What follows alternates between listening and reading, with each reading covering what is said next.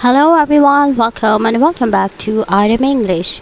किसी से जब इत्तेफाक करें तो हम उसे इंग्लिश में कैसे कह सकते हैं? I agree, I agree, I agree with you. Absolutely, exactly. I feel the same. That's so true. That's right. You are absolutely right. That's exactly how I feel. No doubt about it. I could not agree with you more. You have hit the nail on the head. Thank you for watching. Bye bye. Hello everyone, welcome back to RM English. किसी से जब इत्तेफाक करें तो